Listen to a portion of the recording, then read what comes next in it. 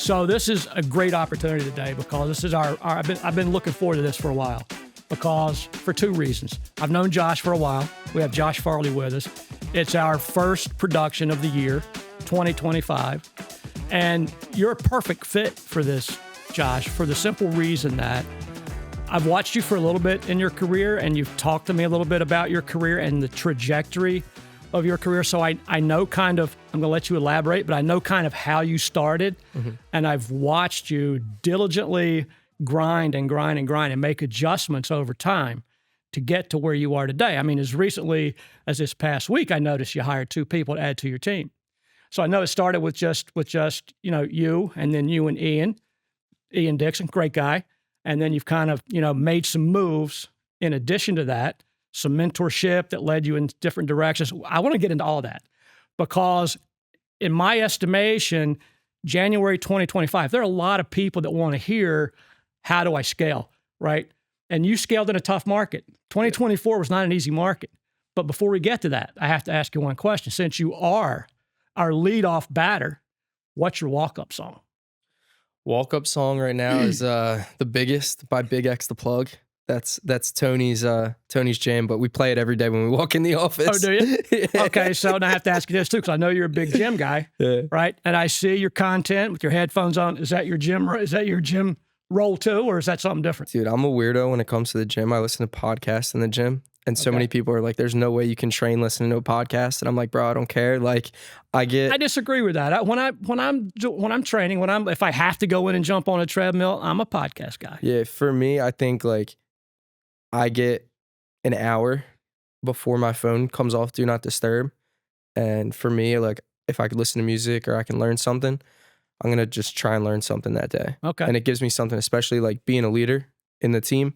Like every time I listen to a podcast or something, I get a piece of information that I'm able to share with everybody on my team. Right. So I think if I have the ability to do that every day and like kind of clear my head and be detached, like I like learning something. So I rock out to a podcast. All right. So I'm not going to ask you to sing a little bit of that walk-up music because that might be a little bit of a stretch for our listeners today. I don't think they want to hear that. I know they don't want to hear me I don't think sing. the production company's that good. They can't make me sound that good. They can't make us sound good here.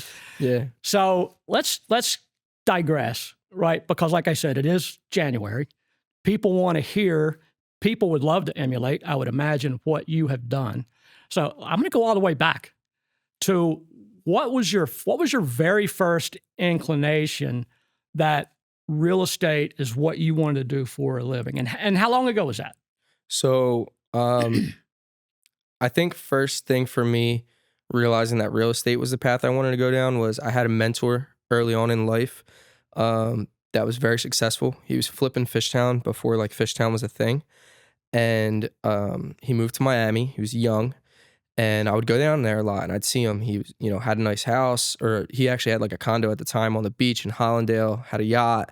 And I was just like, dude, like, this is crazy. Like in my opinion at the time, like the people that did that were like rappers and he like, made it, right? And like football players, yeah. and I was like, dude, like, what's the secret? Like, what do I got to do? And he's like, I'm going to give you a piece of advice. Every single time you save $10,000, go and buy a house. So at the time I was like, okay, thanks for the advice, dude. Like, how do I save $10,000? Like I was young, man. I didn't really know. And, but I always had that in the back of my head. Right. So it's funny we're doing this podcast at like this time, because January 2nd, 2018, I signed up for online real estate school. Right. Mm-hmm. And at the time I was working in like a normal job. I was wrapping cars and I did really well. I had like a 6-figure income at the time, low 6 figures, just over $100,000, but still I had good income. Right. Mm-hmm. And I was young. I was 20 at the time. Always a hustler then. That's I was like 20 years old at the time. So I was doing okay and signed up. I didn't know that the course timed out, but I told my then girlfriend, now fiance, I was like, I'm going to do real estate. She's like, okay, cool. Did the course, never finished it. Never did anything. January 2nd, 2019, I was, at the time, I just started like wholesaling real estate. So I was doing like off-market stuff. I was reaching out to my realtor that sold me my house when I turned 21. Hey, can you run comps? Can you run comps? Can you run comps? She was like, just go get your real estate license. Like, what are you doing? I was like, I don't really want my real estate license. Like, why do I want to do that? I like this space. I just want to be an investor. She was like, go get it. So signed up. started in-person school at KW. I did the course again, told my girlfriend, I'm like, I'm going to do it this time. She's like, yeah, whatever. So I did it and I got my license that year, on my birthday. So March 24th, 2019, I got my real estate license. And that was like my first, like, okay, now I'm going to try and do this, but I was just going to do it as an investor. Like I'll sell 2 or 3 houses to people a year and I'll just buy my own deals. So like that was my intro of like what I thought was going to be my real estate career. I had no intentions of like doing what I'm doing now, selling a lot of real estate. I just wanted to invest. So that's how you got started. Now, so take us to, so you got your real estate like 2019? 2019. Right? So you got your 2019, which I'm trying to remember. 2019 was probably an okay year. Yeah, it was like 4.5% rates, Yeah. 4 or 5. We'd kill for that right now, right? Well, I take a little bit of that 4.5% money right now. But so then you got your real estate license 2019. Investing was your objective. That was your passion at the time. Yeah. So then what led you to go to the next iteration of what you became after that? Because I know it has a lot to do, it's a little bit of a loaded question. I know it has a lot to do with structure and work ethic. Yeah. So in that time frame, from like 2019 till about 2022, I still had a job. Like I was still working at the wrap shop. You were quote unquote part-timer, but you're probably working a lot of hours. But so I would get to work every day at 6 and I would work from like 6 to 3. And then I would get changed at work. And then I would like try and sell real estate from like 3:30, 4 o'clock till like 9 o'clock at night. That was just kind of for years. That's all I did. But I wasn't really focusing on like trying to do deals with people. I was really still like in that investor mindset. So at the time I got some Airbnbs that we like rental arbitraged. I flipped a couple houses. I was buying rental properties. Like I was going through the motions, right? And I was still doing a lot of off-market stuff. And then I kind of took like loss after loss after loss on like a couple big projects. And I was just like really discouraged, right? Like I was like, I'm not getting a hang of this real estate thing. Like I'm not getting a ton of clients. Like I was doing like 20 deals a year, which, some agents said like, that's a decent business, but like it wasn't fulfilling to me. Like I wasn't like, oh wow, this is it. So I just kept kind of going through the motions. And my buddy said to me the one day, we were sitting like across from each other. And I was like, dude, I'm like depressed. Like, I don't know what's going on. Like everything's going wrong. He's like, dude, you're the only person I know that can complain when you literally have a license to print money. I was like, what do you mean? He's like, you have a real estate license. Like if you want to make money, you can go make money. And I was just like, whoa, like I never really thought about it like that. So, in October of that year, I decided I'm done. I took a coaching program called Bold. I told the teacher, I'm like, hey, I need a plan. I need to quit my job. I need to do real estate full time. What should I do? He was like, you got to figure out a plan, how much money you got to save, what you got to do. You got to talk to your spouse. You guys got to come up with some kind of structure so that when you leave your job, you're not like floundering, I was like, okay. That was, I think at the time we had a Bold on Thursdays. I remember we went out to dinner, me and my fiance on Friday, figured out, all right, 12 months from now, if we save this amount of money, I can leave my job, right? So Friday came, Saturday, Sunday, went to work Monday, went to work Tuesday, I quit Tuesday. Okay.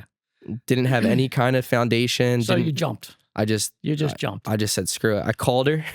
I was like, yo, I quit my job. She goes, you did what? She's like, we just mapped out this whole, like we had everything written out. Like it was a whole plan. And I just was like, I don't care. I can't do it. And that following month, I did about $3.5 million in sales. So that is bold, right? Yeah. And what I get from that is for so many people, I mean, there are a few exceptions, but for most people, losing is a prerequisite to winning, right? You said you had a year, volume-wise, you had a good year in terms of, units, lost on a couple of bigger deals. I mean, those lessons are invaluable. Yeah. Like those lessons, they never leave you. Trust me, 40 years in the business, you lose early, you learn early, right? So, and hopefully that'll be the case for you. I'm sure it will. You're bright, you're a genius. So you went from that, you made that leap of faith, right? Regardless of what your buy-in strategy or your long-term plan was, you jumped in. So when you jumped in, then what? Like you had that conversation, you jumped in, you show up the next day. How was life different for you at that point? Before that, I kind of had like the lifestyle that I wanted, but I didn't have like the income that I really should have to sustain that. So I was just, I would be at the pool every day. I would just be chilling. Like I would still work, but I wasn't working it like a job. So what switched for me is I hired a coach right away. Like as soon as I made that leap, I hired a coach, and I got structure in my life as far as like now I treat it like a job.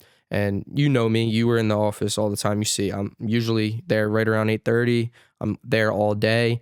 I go on my appointments at night. I have a schedule on just like generating business. Mm-hmm. So like if I don't have anything going on, I'm lead generating. And even when I do have things going on, we have that block of time every day for at least 2 hours that I'm lead generating. My goal every day when I walk in those doors is that I set an appointment. If I don't set an appointment that day, 9 times out of 10, I'm not ready to go home.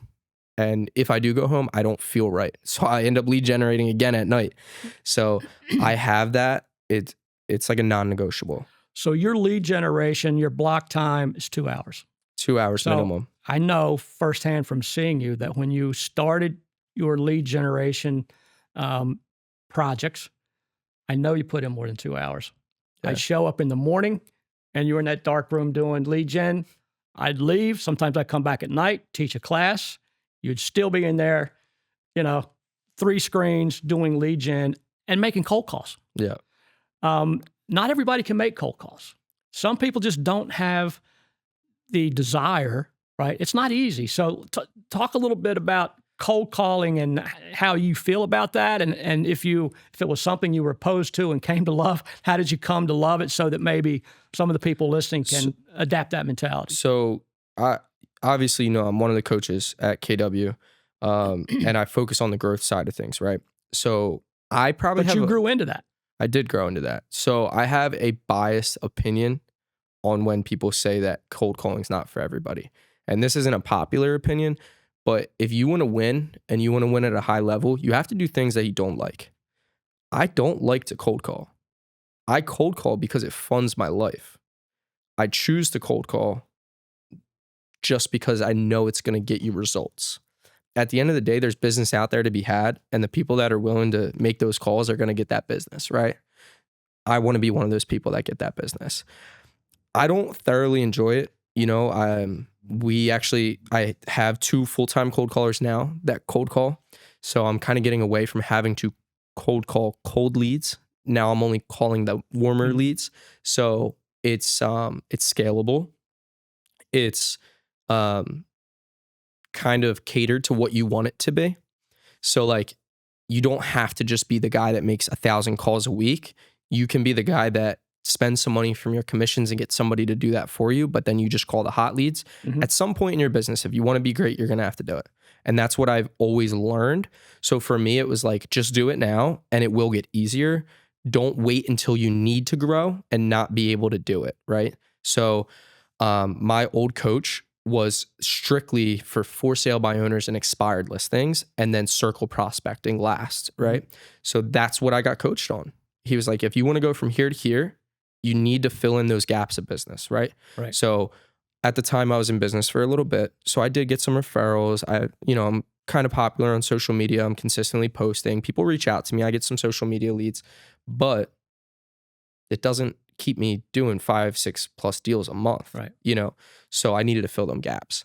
So again, I want to make sure that everybody gets a chance to understand this process. And you said something there that I believe to be true as well, which is you can't coach or manage a process that you haven't lived in. Correct. Right? If you don't understand what's required, right? And if you don't understand the expectations that there's going to be failure, there's going to be wins, there's going to be losses. Sometimes the activity is the win. I like to say that when you're building leads and you're building a lead generation system, not every day is going to be a home run in terms of dollars and cents. Sometimes the activity is the win. 100%. Right? So once you realize that, then you can scale. You can hire someone.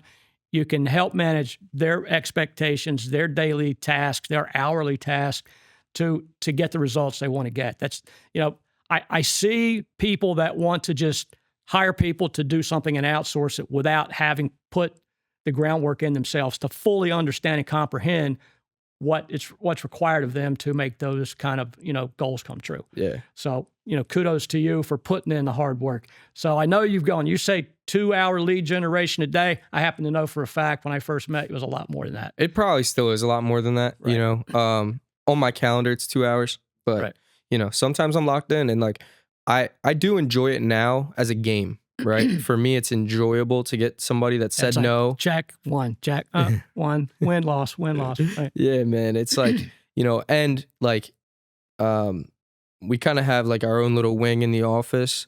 So like there's a bell in there now. Like it's enjoyable, right? Everybody's making their lead generating time. So like if I get a lead, I'm ringing the bell. If Ian gets a lead, he's ringing the bell. Chrissy gets a lead, she's ringing the bell. It's energy. It's Right. easy. It's easy to do in an environment like that. Like all my great sales coaches tell me the same thing. Like a big sales business has an amazing bullpen, right?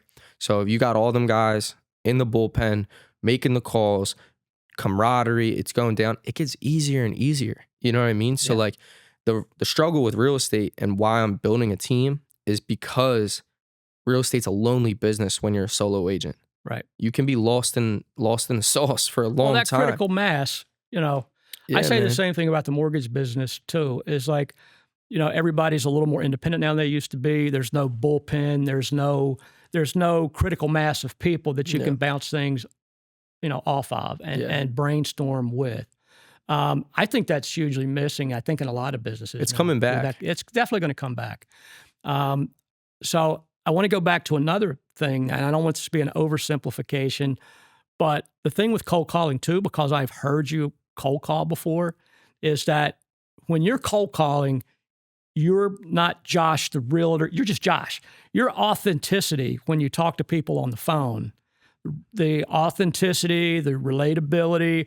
It's like I know people that when they get into an environment where they're going to start doing cold calls, they get the radio voice or like, oh, I'm so and so with so and so, and I'm calling to see if I could help you today with. That's not you, right? And I think authenticity and relatability are very, very important factors that people tend to overlook. You can put a lot of time in making cold calls with no transparency and no authenticity and not get the kind of results that 100%. you got.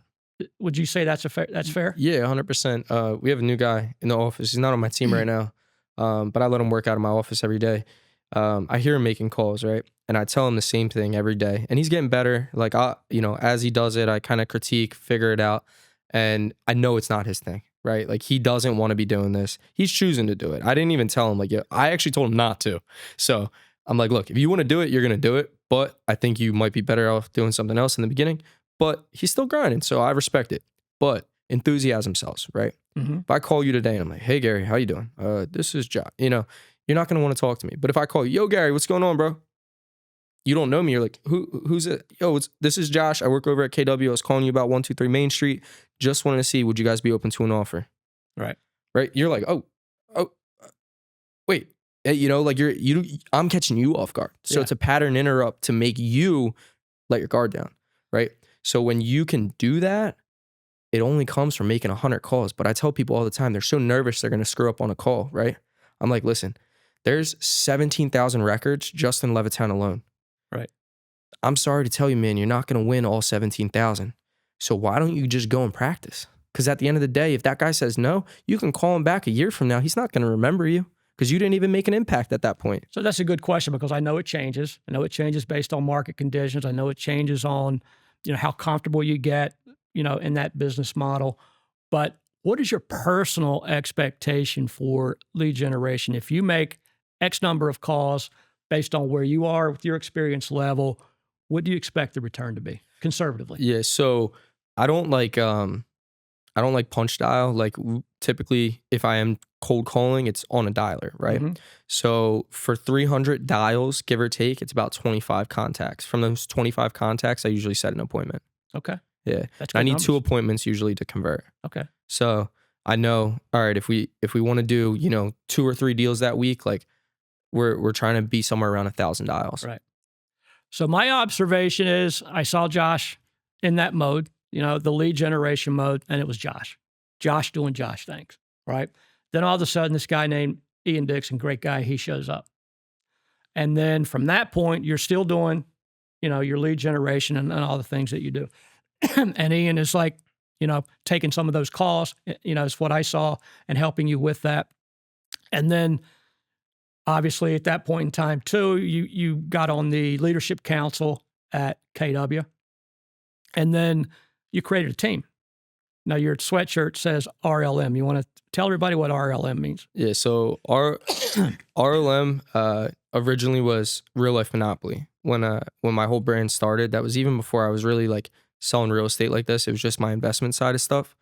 And then it became the RLM Group, and then now it's RLM and Company, right? So still Real Life Monopoly. That's still the basis of it. Basically everybody knows what Monopoly is, but we do that in real life. Moving and shaking in the real estate world.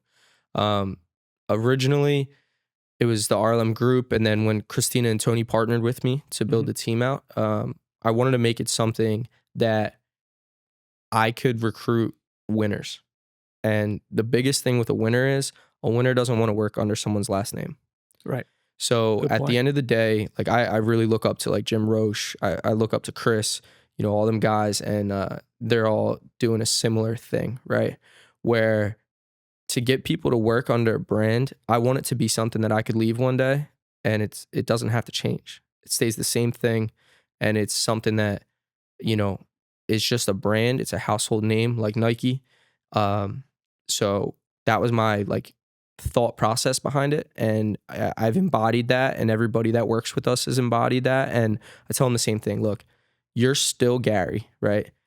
Your branding is still you. It's still you as a person. I don't ever want to take your shine away, because I want you to be a winner by yourself. Right. And that's important. And I think that's like now, like I don't have to hunt talent. Like talent finds me. Right. Because they see what we're doing and they want to be a part of it, So that's. So I have to throw this out. I have an RLM t-shirt, but I do not, which you've seen me wear it, but I do not have an RLM sweatshirt. I'm just throwing that out there for, I'm just going to leave that out there for a little bit. And it's on record now. And I will, I'll promote the swag, Yeah.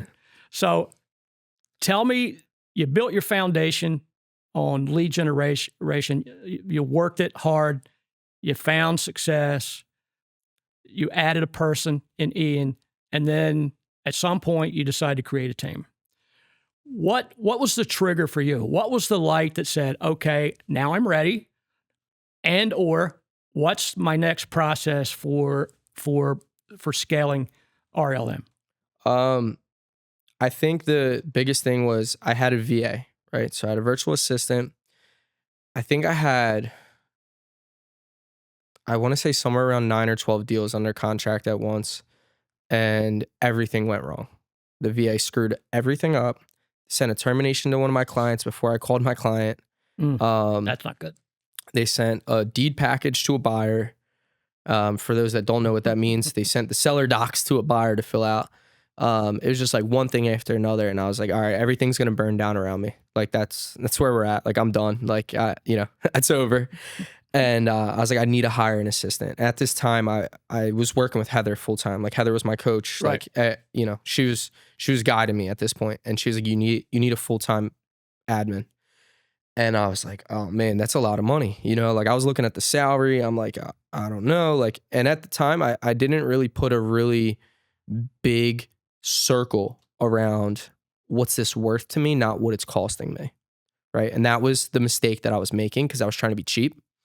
So Christina and Tony also had a VA, and they were going through the same kind of struggle.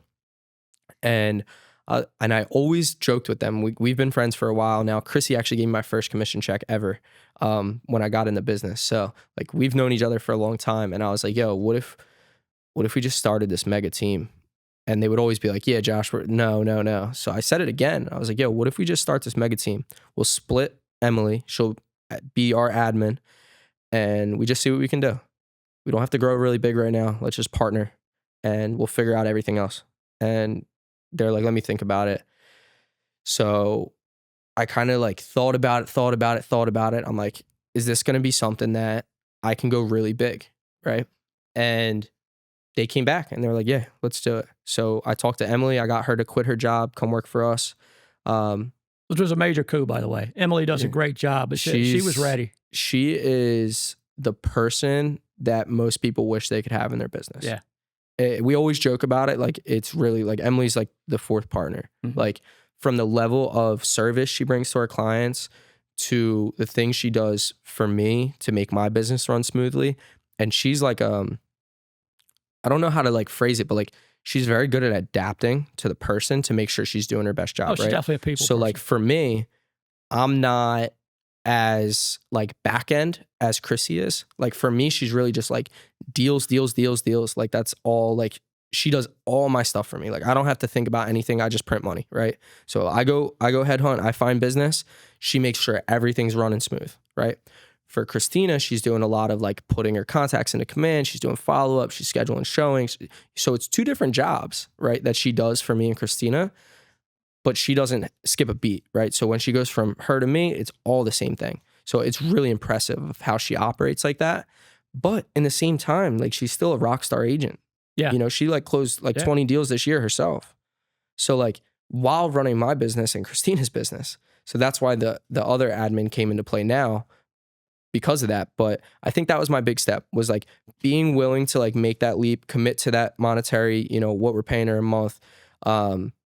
And realizing like this isn't a cost to me, it's an investment. Right. And in turn, like I hired her and I over doubled my business again last year. So like she was well worth, you know, what she gets paid. Yeah.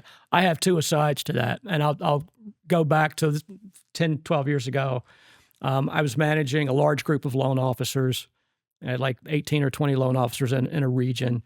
And there was one guy that was a great loan officer, but he was admittedly, you know, for him too, he was a front end guy, a lot of contacts, you know, had the ability to do a lot of business, but his loan files, when they came into processing, were an absolute train wreck. Yeah. And I said to him, you know, we have to find an assistant for you. And he's like, I can't afford that. I'm like, you can't afford not to do that, right? You'll triple your production once you get to the point where, you know, you can let go and delegate. 100%. Right. And so that's my next point to that, is that, you know, it takes a special person to be able to understand not just that they need to build an organization and some structure to it, but to actually let go of the detail. So many people have a problem letting go of the detail, right? And I kind of learned that from a mentor, you know, a long time ago too. And he said, you have to recognize that everybody has a skill set, right? Play to your strength, delegate your weaknesses. And I don't mean delegate in a derogatory sense. I just mean recognize what, you know, if someone does a certain task better than you, let them have it. 100%. Right? Let them have it. Let them do what they do best. They're going to be happier for it, and so will you. And, you know, you're going to create an atmosphere where productivity naturally rises. Yeah. Right? So I've watched people emulate that to the furthest degree inside of our team. And it like makes me proud, right? Like understanding like, hey, that's not my thing. And just being willing to let someone else do it is huge, right? And nobody's greedy. Like Emily came to me recently and she was like, hey, I got this guy, he wants to sell multifamily. I don't know if I can take down this listing myself. Will you come with me and we'll just split it? Like I want you to do the listing appointment. I was like, yeah, like let's do it. We went, took it down, got the listing signed, did all that stuff. But as soon as that paperwork was signed, she did everything else. Right. She, you know, she marketed the property. She helped get it sold, helped a little bit on one of the negotiations, but like, you know, and it was a smooth process. But instead of getting zero, we both got paid. Right. So being willing to own it, right? Too, like when, hey, I might not be the best guy for this job. And like, I had a listing I've been working on for a while. This lady's been a trip, new construction deal. We went on the listing. I actually went once and she called me back and was like talking to me, trying to chop me. And I'm like, I'm not, you know, I know you have another agent right now that's going to do it for nothing. I actually know them. And I was like, look, go with them. Hey, there's always someone willing to work cheaper. Right? I was like, go with them. It's all good. Go with them. She's like, what do you mean? You don't want to work with me? I was like, I don't. I'm good. Well, you know, so people that are hell bent to get the lowest cost provider, sometimes they get what they deserve. Yeah. Right? So it's funny. She ends up calling me back and we talked and I was like, listen, I think I need to bring my partners with me and we need to have a conversation. So I went out with Christina and Tony and it was the game changer, right? Like she's gonna work with us now. She's, still a little stubborn, but whatever. We're doing a bunch of business with her now. And it was being willing to admit, like, maybe I'm not the best guy to relate to this lady. And like somehow Tony has this charm with old women. It must be the Italian in him. I don't know what it is, man, but he always just hits it off. I can see that. Very personable. Oh, dude. Very personable He's guy. the best person in the world. But yeah, so I knew, and like I think that's huge. Is like being able to understand your weaknesses I is think a he's a Giants superpower. fan, but you can't be everything. Right? I didn't say he was super smart. He's the greatest guy in the world. No, he's a great guy. But yeah, no, I think that that was a big learning curve for me. Is like being willing to take a piece instead of the whole thing to go really far. And you know what? And again, like you cannot build a productive sales ecosystem with a closed fist. Impossible. It's got to be like that. Right? Everybody has to win. And you're in an organization that promotes win-win, right? So, I mean, it just fits with the culture that you're already in. So I'm sure you learned that through your learning process at Keller Williams, which I've always been a huge fan of, by the way. Yeah. It's an impressive organization. Absolutely. And the teaching, the training, the things that I see that not only have you understand that, but you have grasped it, taking control of it, and you're doing a lot of teaching and training. Yeah. So, and it's great to see that. I mean, teaching is another way of learning. It is. And I think it helps me not slack, right? Because like, who am I to be this guy that is coaching, hundreds of agents and my business falls off? Right. Are you really that good? When you put yourself out there like that, you're a marked man, right? Yeah. You have to practice what you preach, and people want to read your results to measure, the words that you've put out there, right? I don't know if it's a flaw of mine or, whatever, but before I go and go to a class or a training, like I look the person up, right? Like if I'm going to spend 4 or 5 hours of my time and money, you got to be doing more than me, right? And there's people that I've seen teaching and I'm looking them up and I'm like, how did you get here? You know what I mean? Like if I ever got to the point where I was like full-time teaching, my business is going to run, right? Period. Because that's where I make my real money. I'm not trying to make money off coaching people.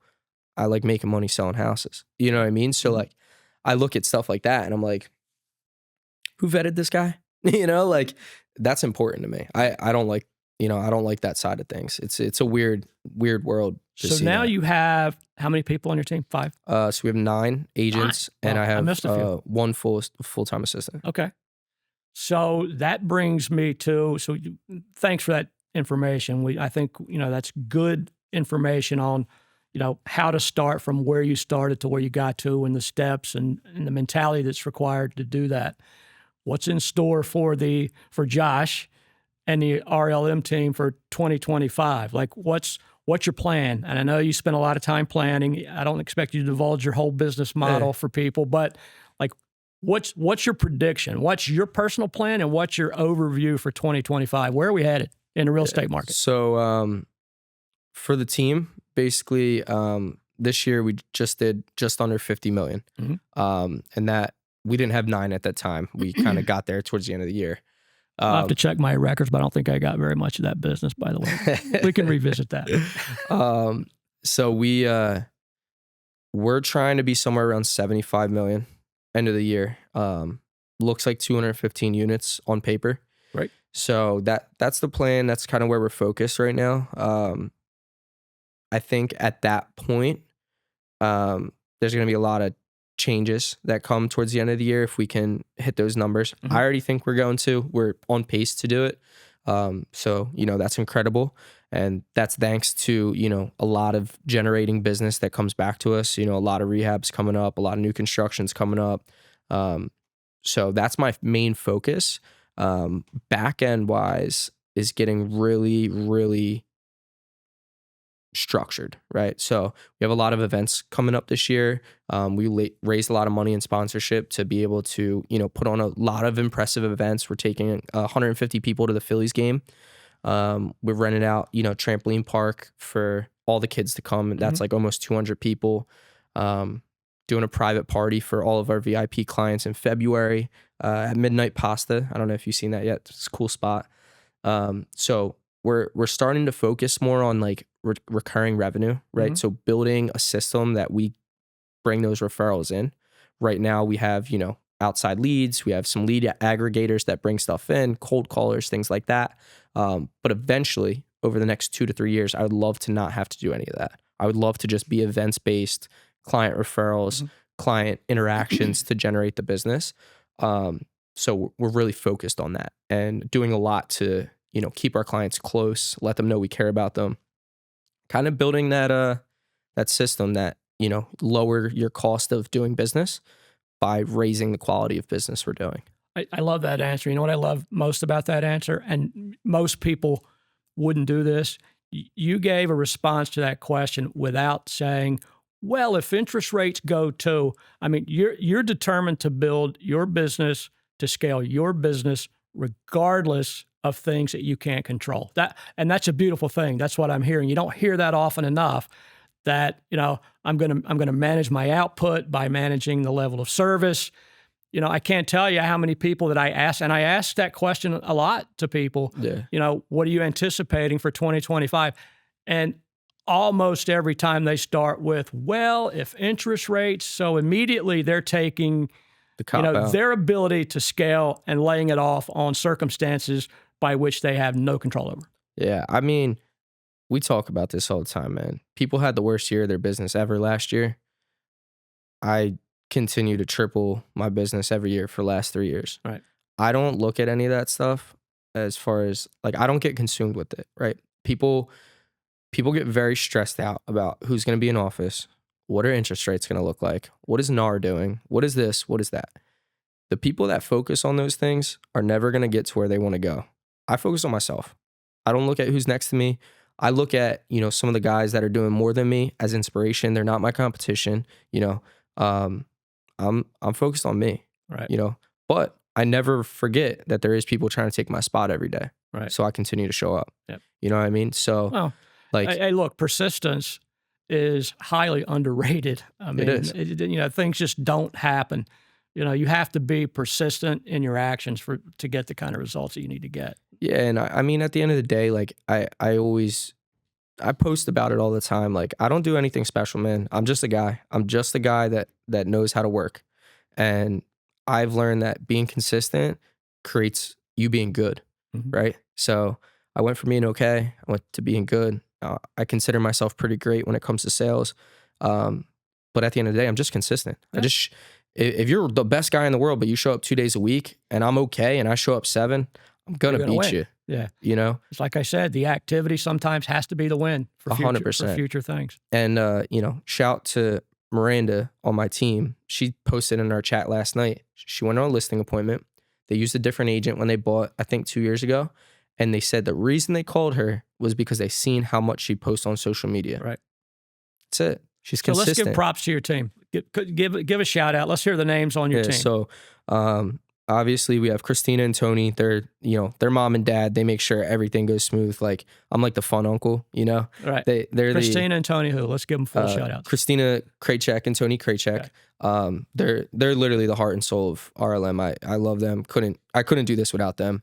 And then obviously you have Emily Rubin. She's probably one of the best agents I've ever worked with, on top of her being an admin. She literally next level. You have Ian Dixon. We talked about him. He's been my partner on stuff for years. Super grateful to have him on the team. You have Linda Shook. She's actually my aunt. She's been building her business. She's crushing it this year. She's taken off. She just signed like 6 deals this week. Then you have Miranda Aspo. Again, I just shouted her out for, listing she just took down. She's going crazy. You have Michael Olakowski, who we just brought on. He's like really in Manayunk area. He's a newer agent, but dude's a workhorse. We call him Mike the Shark, because he's just out there getting it. And then also one of my personal friends, he's actually one of my clients as well, but he has his license and he helps a lot of his friends and families. Amazing networker, Michael Ho. So he's one of my builder clients. He does a lot of business, but he's also, phenomenal agent. He brings a lot to the table. And then we just brought Jenna on. Jenna Wright. She's our new admin. I think she's going to end up getting her license as well. But you know, we'll see what road she takes, but she's doing an awesome job. She's getting trained personally by Emily, so she's bound to be great, you know? Well, it sounds too like, and I can appreciate this, it doesn't sound to me like, based on what you're telling me your goals are for 2025, you're not saying, well, we have to add 3 people a quarter. You're like, you go where the market takes you. You find the right person.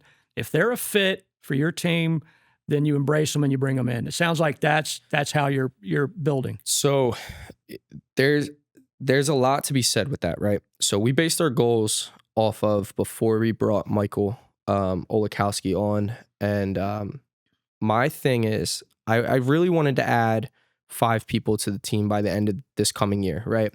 But that's the only goal I wouldn't mind not hitting if it came down to it. Because at the end of the day, I'm never going to bring somebody into my team that affects my team. If there's somebody on my team that comes to me and says, hey, that new guy's just not it, he's not a fit, whatever, you got to remember, all these people have been on my team already. They're family.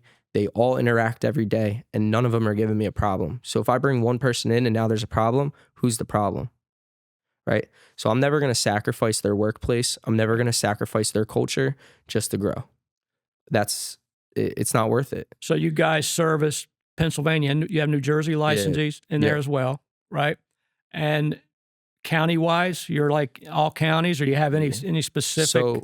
So Bucks, Montco, Delco. I'll do all of Jersey, basically all the way down to the shore, everywhere in the city, Manayunk, Roxborough, pretty much all over. And we'll do up the mountains too, but like, I'm never ashamed. Like if you came to me and you want to buy something and I'm not the best guy for the job in that area, like I'll put someone in touch with you that's the best guy for the job. But I don't want my lack of knowledge for that neighborhood to sacrifice your experience. Right. So if a realtor were to watch or listen to this on Spotify, or a buyer or seller watches or hears this on Spotify, what's the best way to get in touch with you and say, hey, look, I get what Josh is saying, I want to be part of that? What's the best way to reach you? So the best way to reach me is definitely Instagram. It's Josh Sold the House. Or hit me up on the RLM page. It's RLM_co. Emily runs that. So, you get in touch with her, but she'd set something up. I'm really big on social. So, Instagram is probably the best way. Okay. That's awesome. We covered a lot of material today, which I think is going to be hugely beneficial for people that want to get the right steps, the right ecosystem in place for 2025, whether they're starting brand new, right? And they hear how you started and what you built, or if they're somewhere in the middle and they want to go to the next level. I think you provided a lot of information for people to, incorporate for 2025 and make some solid progress in their own right. And we appreciate you for coming. I appreciate you having me on. It's an honor, man. And I think at the end of the day, anybody looking to scale, the most important thing I'm ever going to tell anybody is don't scale too fast. Just take it slow. Things are going to happen for you when they're going to happen for you. As long as you keep putting the work in, you'll know when it's time to get bigger. But you don't ever want to hire out of pain. So always be, looking ahead and figuring out where I need to be to get to where I want to go. That's great. That's great. So my next step personally is to make sure I get one of those sweatshirts. Yeah, my family don't even have these yet. And that cigar you promised me a couple of weeks ago, I want to get that cigar too. So. Yeah, let me know when you want to come out. Sounds like a plan. Josh, thanks so much for coming in. Appreciate it. Thanks, Gary. Appreciate you.